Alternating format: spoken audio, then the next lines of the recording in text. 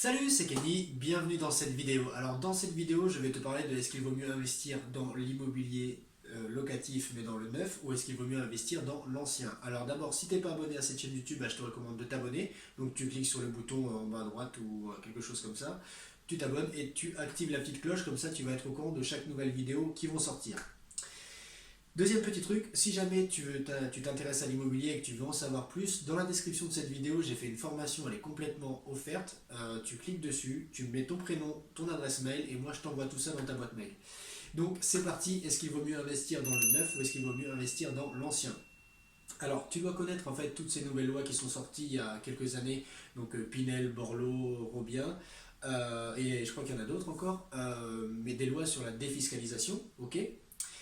Alors, déjà, par exemple, alors déjà, qu'est-ce que c'est? Donc la loi Pinel, en fait, tu vas acheter des appartements neufs, donc les appartements sur plan, donc sur plan, par exemple, soit dans les petites cabanes ou soit chez le promoteur immobilier. Donc c'est ce qu'on appelle des appartements, des ventes en VFA, donc c'est ventes en l'état futur d'achèvement. Alors comment ça marche?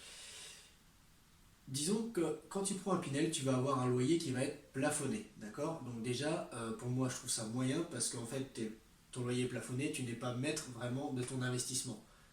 Première petite chose. Deuxième chose, tu vas avoir en fait les revenus du locataire qui vont être aussi plafonnés. Ses ressources vont être plafonnées. Ça veut dire que, par exemple, il va peut-être pas pouvoir gagner 3 fois le montant du loyer, d'accord? Donc ça, deuxième chose, moyen. Ensuite, troisième chose, en fait, tu vas pouvoir défiscaliser, mais il va falloir que tu choisisses une durée. Donc ça, j'ai noté. Hop, parce que le Pinel, c'est pas mon truc. Donc la durée, par exemple, tu as 21% du prix du bien. Donc tu vas pouvoir défiscaliser 21% du prix du bien si tu loues en Pinel sur 12 ans. Tu vas pouvoir défiscaliser 18% si tu loues en Pinel sur 9 ans et 12% si tu loues en Pinel sur 6 ans. Voilà. Donc voilà, donc déjà pour moi c'est quelque chose qui n'est pas très bien parce que tu l'as compris, tu as un petit peu les mains liées, tu n'es pas maître de ton investissement, tu achètes quelque chose, tu t'engages, tu fais un crédit et en plus tu n'as pas le droit de mettre les loyers que tu veux, tu n'as pas le droit de mettre le locataire que tu veux. Enfin, oui, mais tu as quand même, ça doit rentrer dans des critères. Tu as une durée en fait de location, donc tu ne peux pas faire ça par exemple un an, essayer, ça ne te plaît pas et en fait reprendre ton appartement, donc ça tu peux pas. Donc voilà, donc ça déjà moi ça me plaît moyen.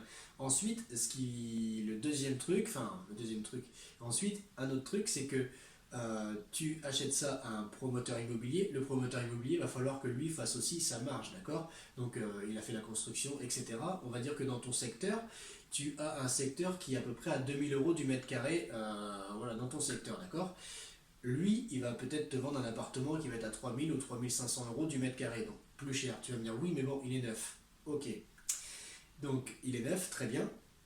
Mais par exemple, cet appartement, enfin, je te referai plutôt la comparaison avec l'ancien après, ok? On va y revenir juste après. Donc cet appartement, il est neuf, ok, très bien. Donc on récapitule, tu achètes cet appartement plus cher au mètre carré que si tu achetais de l'ancien, tu as des loyers plafonnés, tu as des ressources des locataires plafonnées et tu as une durée en fait obligatoire, d'accord? Que tu choisis, mais qui va être obligatoire. Donc tu as 3 choix possibles, 6, 9 et 12 ans. Donc voilà, ça c'est pour le neuf. Maintenant on va parler de l'ancien. Alors l'ancien, moi c'est ce que je préfère, c'est là-dessus que je recommande si jamais tu veux être rentable, si jamais tu veux gagner de l'argent avec l'immobilier, si jamais tu veux vivre de l'immobilier.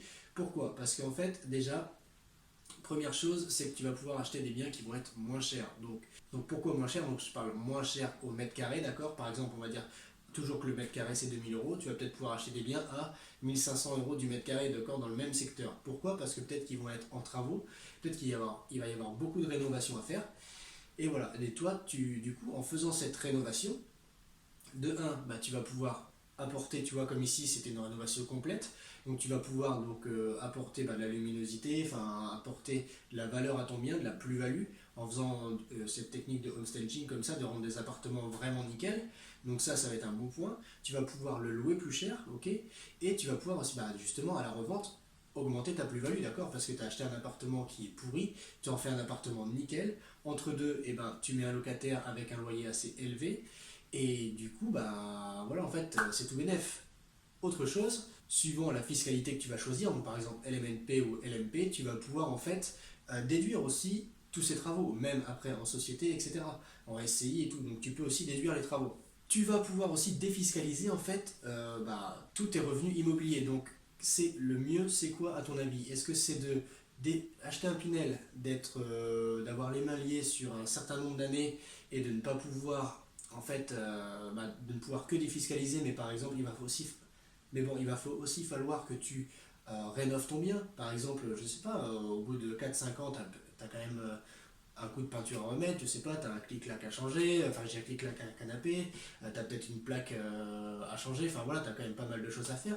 Donc si tu ne fais que défiscaliser et si ton loyer ne couvre pas en fait les mensualités de ton crédit et que c'est encore en dessous de ça et tu es obligé de rajouter de ta poche parce qu'en fait il faut savoir qu'une défiscalisation, si l'État te défiscalise, c'est qu'en fait tu crées une dette, d'accord? Que c'est pas un investissement rentable, ok? Donc voilà, ça faut bien que tu le prennes dans ta tête. Donc c'est que ça veut dire que peut-être que à ton crédit tu vas être obligé de rajouter 100 ou 200 euros, d'accord? Peut-être, tu vois, tu sais pas. Parce que ton loyer va être plafonné. Alors que dans l'ancien, en fait, par exemple, si tu as envie, ici c'est un 32 mètres carrés, si j'ai envie de louer 800 euros et si ça marche, et ben pourquoi pas, d'accord? Si j'ai envie de faire une location mixte, par exemple septembre, juin et ensuite juillet-août en courte durée, bah, je fais ce que je veux. Si j'achète un T5 et je veux faire une colocation 4 chambres, et ben, à 400 euros la chambre, et ben pareil, je fais ce que je veux. Donc c'est ça qui est bien pour moi dans l'ancien et c'est pour ça qu'en fait je n'investirai jamais, c'est que mon avis, après tu fais ce que tu veux, mais je n'investirai jamais, en tout cas dans l'immobilier locatif, dans le neuf. Voilà. Donc voilà, donc tu connais mon avis sur la question, donc je récapitule le neuf, tu défiscalises, c'est très bien. Moi, enfin, c'est très bien, c'est pas très bien. Donc, je récapitule, le neuf, tu défiscalises, super, cool. Ensuite, tu as les loyers plafonnés, les ressources de locataires plafonnées. Tu es obligé de louer un certain nombre d'années à un certain pourcentage de défiscalisation. Tu vas payer plus cher, donc ça fait 5. Tu vas payer plus cher au mètre carré ton appartement. Pareil, revendre un appartement que tu as eu neuf, tu vas faire une moins, sauf si le quartier prend vraiment de la valeur, mais sinon tu vas faire une moins, euh, enfin tu vas pas faire une énorme plus-value à la revente, tu vois, donc tu fais quoi? Donc tu es piégé, tu achètes ça, c'est nul, enfin, pour moi c'est nul. Du coup, et investir dans l'ancien, et ben déjà, un truc qui est bien, c'est que tu n'achètes pas sur plan et que tu vois les travaux qu'il y a à faire et que tu l'as directement. Tu n'es pas obligé d'attendre la construction, etc. Deux, eh bien, tu fais des travaux, tu augmentes la valeur du bien, donc tu augmentes la valeur locative et tu augmentes la valeur aussi à la revente. Donc ça, c'est très bien. 4, et ben, du coup, tu peux louer vraiment au prix que tu veux. Ok. Donc tu peux faire de la coloc, tu peux faire de la courte durée, tu peux faire de la location mixte, tu fais vraiment ce que tu veux. Tu peux diviser, rajouter une chambre, etc. Tu fais ce que tu veux. Ok. Ce que tu veux, entre parenthèses. Par exemple, pour la courte durée, si tu fais ce que tu veux, mais il faut te... Pardon, je suis un petit peu enrhumé. Donc je suis désolé, mais tu fais ce que tu veux si ta ville le permet. Par exemple, tu as des villes où tu peux louer en courte durée que 90 jours, par exemple, et t'en as où tu peux faire toute l'année. Là, moi, c'est un appartement, tu commences à le connaître avec les vidéos, qui est en Airbnb, enfin en courte durée et qui est loué toute l'année. Voilà. Du coup, ça, et en fait, voilà pour moi, investir dans le neuf, c'est la meilleure façon en fait de se faire de l'argent dans l'immobilier et la meilleure façon en fait d'être rentable et de se faire de l'argent rapidement. Tu peux aussi, en fait, j'ai oublié de dire dans l'ancien, mais défiscaliser aussi. Donc tu défiscalises tes travaux, ok, suivant le régime fiscal que tu as choisi. Et voilà, donc voilà, je pense que tu connais ma position. Donc c'est soit d'un côté tu défiscalises mais tu n'augmentes pas ton revenu et à chaque fois tu payes, tu payes, tu payes. Donc en fait tu t'appauvris parce que tu rembourses un crédit, tu vas devoir repeindre, tu vas toujours machin. Donc en fait tu payes, tu payes, tu payes, mais tu défiscalises. Ouais, c'est super. Et de l'autre en fait, tu as fait un investissement rentable, tu gagnes de l'argent sur ton investissement, tu défiscalises en fait tes loyers.